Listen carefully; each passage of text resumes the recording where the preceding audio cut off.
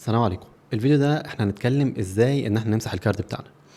خلونا ناخد الموضوع واحدة واحدة. انا هنا بس هروح اضيف element تاني علشان اوضح حاجة معينة. لو رحنا هنا في حاجتين حصلوا عندي دلوقتي، حاجتين. الاولى ان الاليمنت ده بتاع المسح اللي احنا هنشتغل عليه، الاليمنت ده بقى متعدد، بقى array، بقى كتير. التانية ان انا لو حطيت ايفنت معين فالصفحه قرأته، لكن يعني انا حطيت ايفنت على الزرار ده فالصفحه قرأته، لكن لو انا رحت عملت الزرار بالجافا سكريبت زي الزرارين دول فمش هيكون عليه الايفنت، فلازم ارجع احدث الايفنت ليه، لازم ارجع احط الايفنت ليه تاني. هنشرح الكلام ده واحده واحده. اللي انا هعمله دلوقتي ان انا عايز ان احنا نشوف الزرار ده، بس علشان نسهل الفكره وما نقعدش كل شويه نقعد نعمل ريلود، انا هروح اعمل اليمنت تاني بالشكل ده. هعمل element تاني اقول ده التايتل 2 وده الديسكريبشن ده 2 بالشكل اللي انتوا شايفينه ده. وهروح هنا اجيب الديليت ده، بس المره دي الديليت بما انه كلاس فانا مش هجيب document دوت get element by id، لا هجيبه بالكويري سيلكتور. هقول له هنا let delete buttons بيساوي document دوت get element دوت معذره query selector all، هاتهم لي كلهم وهجيب البوتونز دي. وخلونا نروح نشوفها console.log. خلونا نروح نشوف الزراير دي هتديني ايه.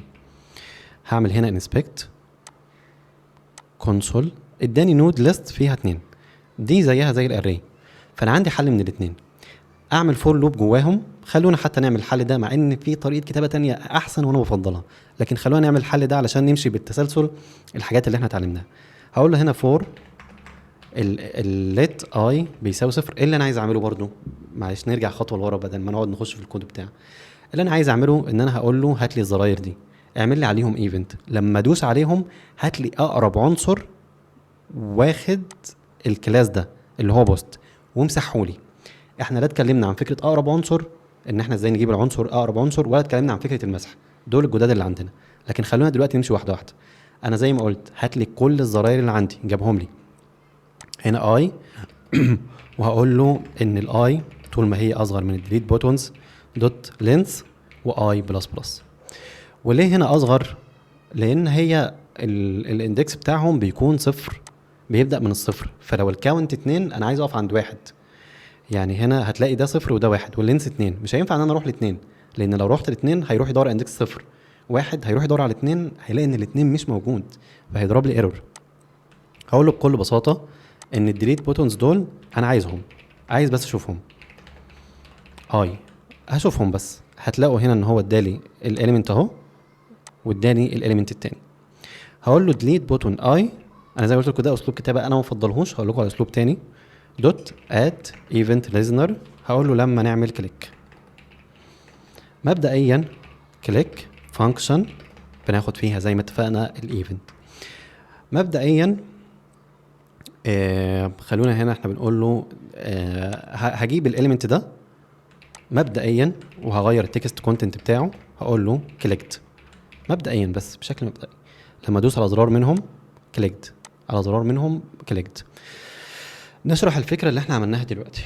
اللي انا عملته دلوقتي ان انا رحت جبت كل العناصر اللي عندي اللي واخده الكلاس اللي هو ديليت، جبتهم في الفاريبل ده ككويري سيلكتور اول، رجعهم لي كاري. رحت عامل لوب عليهم على كل واحد فيهم وخليت عليه الايفنت ده اللي هو الكليك، ولما بيدوس بعمل له فكره الكليك. ناخد الموضوع لمستوى اعلى.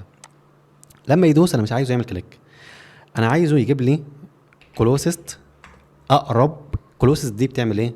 بتديلها هنا كلاس او اليمنت او بتدي لها حاجه بتروح تدور عليها زي فكره الكويري سيلكتور. مش انت بتدي لها هنا، مش احنا هنا بنعمل زي فكره ان احنا بنديله اليمنت كلاس اي دي وبيروح يجيبه يدور عليه ويجيبه. الكلوسست نفس الكلام. انا عايزه هنا يجيب مين؟ يجيب اقرب بوست ليه. خلونا هنا نشوف ايه النتيجه هتكون. console.log هعمل هنا مسح زي ما انتم شايفين جاب لي البوست ده. لو عملت هنا مسح جاب لي البوست ده. فالزرار الحته دي جبت الزرار حطيت عليه ايفنت بقول له اقرب بوست ليك هاتهولي. بعد كده هعمل ايه؟ هعمل حاجه صغيره قوي. في عندنا حاجه اسمها دوت كمان ريموف، امسحهولي بس ريموف وخلصنا. دوت ريموف دي بتمسح لك الاليمنت تماما من ال HTML. دول الحاجتين الجداد اللي احنا اتكلمنا عليهم، اللي احنا بنتكلم عليهم في اطار التطبيق اللي احنا بنعمله. ان انا بجيب element، انا دلوقتي واقف عند element معين، انا ماسك element معين، مش جلوبال، مش دوكيومنت، مش الدوكيومنت وبقول له كلوزست حاجه، element معين انا ماسكه، وجبت اقرب element بوستري وعملت له ريموف. هاجي هنا اعمل له مسح طاره بالشكل اللي انتوا شايفينه ده. الامور كده كويسه. ده مش احسن اسلوب ولا طريقه للكتابه، والفكره لسه محتاجه شويه تطويرات، وزي ما قلت لكم احنا بنعمل حاجتين، بنضيف ايفنت على الزرار اللي عندنا والزرار اللي اتضاف لي جديد. يعني هديكم نبذه كده عن الفكره. هنا احط هنا رابط اي صوره برضو، كوبي ايمج ادرس. هروح بس امسح واحد علشان الجديد ده يبان. هناخد رابط الصوره دي واروح امسح واحد، وهنا هنحط اي بيانات ونحط رابط الصوره حفظ. هنا الزرار ده ما تحطش عليه الايفنت.